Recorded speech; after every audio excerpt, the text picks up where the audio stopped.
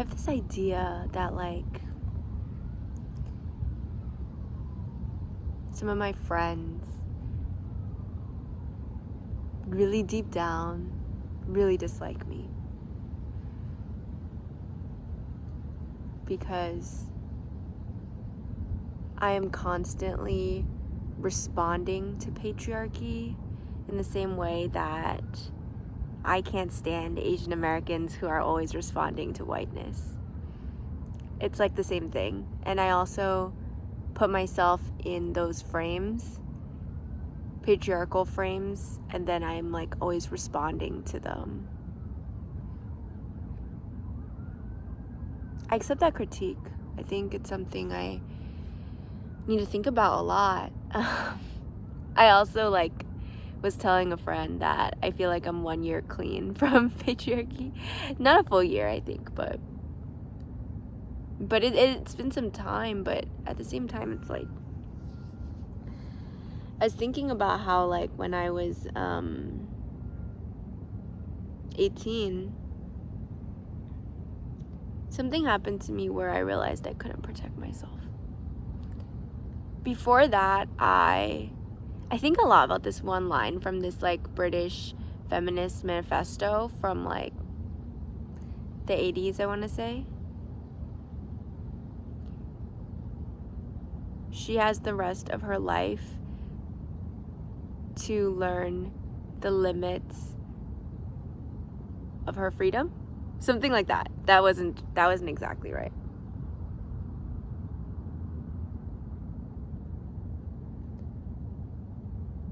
Like this idea that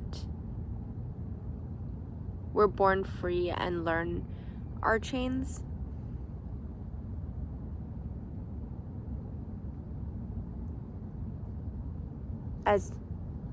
As our lives like kind of drag upon them, you know? I have to know that like I have more power than the person I was when I was 18. I have to align my reality with my old fear. This is something that politically I've believed in for a long time when it comes to like women's safety and hysteria, how to realign somatically our bodies with like actual risk and how to understand risk, how to understand like how our nervous systems respond to threat and how to like use that in a sense. When I think about this type of like somatic realignment or other types of embodied knowledge, it always makes me think of Helicopter Story, because that story is exactly about hacking, like the government hacking embodied knowledge. And while it is like really bleak and it's about transgenderism and homonationalism and like military power, and also like gender dysphoria and how that could disrupt like the power of gender dysphoria to disrupt like mission critical processes, I guess. I think it connects to me in this conversation just because it's like, well, can you use gender, can you use other embodied knowledges for like other reasons? I accept that critique. I just think like realizing at that age that like I couldn't be protected, I couldn't protect myself. I mean, there's, you know, like everyone has to grow up, everyone has to have this thing called like, you know, no one is coming to save you. But it's like for girls there's a really easy way out. Another thing I think about is like, okay, Aria Aber's Good Girl, okay book, but worth reading just for this one line in it that is like genius, which is girls can get in anywhere, but they can't always get out. Like that is just like the crystallization of like so much. Honestly, I feel like that is like, that's just everything. That sums up everything. Like But I was just going to say, like, the easy way out is you find someone who wants to offer you easy answers. You find someone who wants to protect you. And, like, oftentimes that might result in, like, some, you know, harmful side effects of that. Or, like, who is drawn to those, whether it's professions or who is drawn to, you know, those, like, institutions, that type of work, even interpersonally, what type of personalities are drawn to be protectors, like, statistically speaking, and not saying everyone, I'm just saying, like, that you run a risk there when you take the easy way out. But I think for women, like, there is an option there, you know what I mean? I'm not saying it, I'm not promoting it, I'm not saying anything, I'm just saying, like, if you ask why my work responds to patriarchy, I might say that I have found myself taking the easy way out at times. Sometimes I regret, like, not learning more in college. Then I think, like, oh, well, you know, that was something that I really put my heart and soul into learning.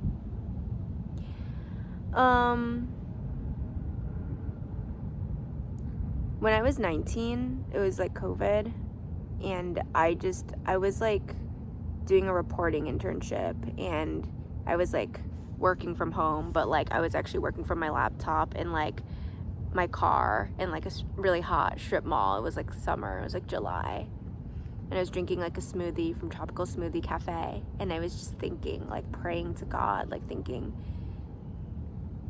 I hope that I can marry my friend, who I've known forever, who was just my friend. But I was like, I hope that we grow up. And at that age, like, marriage felt like the only thing that would protect me. And it wasn't even because, at that age, it wasn't even because I wanted like a husband who was like a protector. And I've never like wanted that. It was offered to me at one point, and it was something I felt I'd be dumb not to pass up. But it's also that whole thing of like, oh, like, men only respect like other men, so like when you say like, oh, I have a boyfriend, like they'll leave you alone, stuff like that. I felt like being protected from desire was like the biggest gift I could give myself. Like, and today I was just thinking, like, it's so selfish of me, I think, that these desires to like, or this impulse to like marry my friends for protection, like, just simply because like those were like the only ways out I could see from this like hellscape. I was just like scared. I think since then I felt like there were some other escape hatches. Being ugly is one of them. I've been negotiating this for some time. It's hard on my self-esteem, but I think that one, if I really am afraid of desire, it does something, right? Like, it's not about, or like autism, like picking up like traits that repel people. It's like a way to protect yourself. This was easier when I felt more acutely desired, which I have for like the past 4 years, and now I'm like kind of set free. But yeah, I don't know. I think I don't know. I was just thinking about it. Feeling selfish, really. But yeah, like yesterday I went, I like made my friend go on a date with me. Kind of a joke. It wasn't a date. We were just like hanging out, but we usually like don't really go anywhere. And we went to like this, you know, event together. It was like the type of thing I would have done with my boyfriend. And I felt so aware of like how we looked like in the space, among all the other couples and like other people there, and just really like feeling set free by that script too. I think for me, heterosexuality is like this script that feels like it's carved on my bones. It's so comfortable for me that anything that makes it uncomfortable is something that I'm always, like I said, responding to. Like, feminism is clearly one of the major driving factors of my work, my life, etc. And I don't know, this critique of me like occurred to me. I think it's really valid, because I feel that way about, like, I don't know, like, Asian Americans who are constantly clamoring for representation. I mean, I'd hope that my work doesn't ask for representative politics, but it's also, I would say, like, not fully radically separatist. I think, like, it's hard to be if you want to be, like, truly I don't know, like, I have friends who, like, a lot of friends who don't want to be friends with men, and, like, the fact that I, like, actively feel like I can only be myself around men is, like, hard for some people in my life. I think it's hard for them to have their ideals and continue being friends with me. And so that's been a struggle, I think, for me, is, like, navigating this. But I don't know, like, I just been thinking about this protector thing and feeling like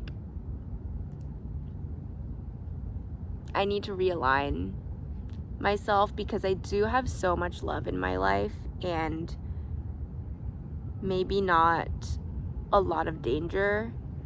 I was also thinking, like, last year, in July, I had been set free by a couple of people, and simultaneously, whenever I would go out, I would kind of experience a lot of unwanted male attention for the first time in my life, and I hadn't made any real changes. I think I was maybe dressing like, I was like 5 to 10% more scandalously than I had in the past, but it had never been an issue. And I'm not victim blaming. I don't think, dress like should encourage anything, or that, heaven forbid, like, I would deserve it or something. But yeah, I just, like, people would try to talk to me, and I felt so unheld by the world. I felt like danger was, like, everywhere. I know that's, like, kind of, like, crazy, but I, like, not like danger really for me, although, like, certainly it's possible. Although I think most, like,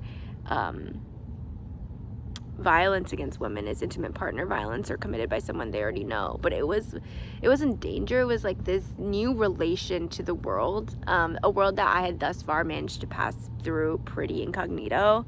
Like I said, I think, like, ugliness or unattractiveness is, like, I've often said that I felt like it was a kind of superpower for me to even be able to touch the world. Like, I don't think if I was beautiful all the time that I would be able to touch the world as much as I have been. And so I'm really grateful for it. But it's kind of interesting, because at that time I felt so unheld by the world, and I felt like, again, like, I had no protector, and I didn't know what to do. I think, like, the only thing I did was I just isolated more. But, like,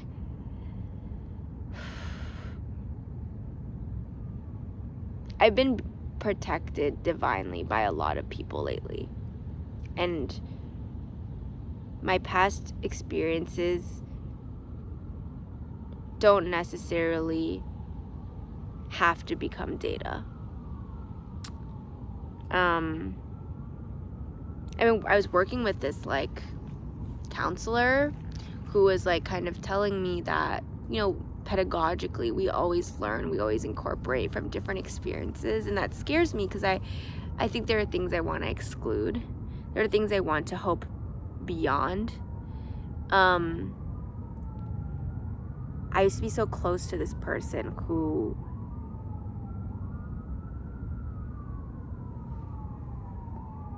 I don't know, just, like, included everything into data, and I felt like things that are accidents, there's a lot to forgive about the world, I don't know how to put it. It's just, like, you have to pick the right things to learn from, and be more open, and give more chances, and I don't know. Yeah,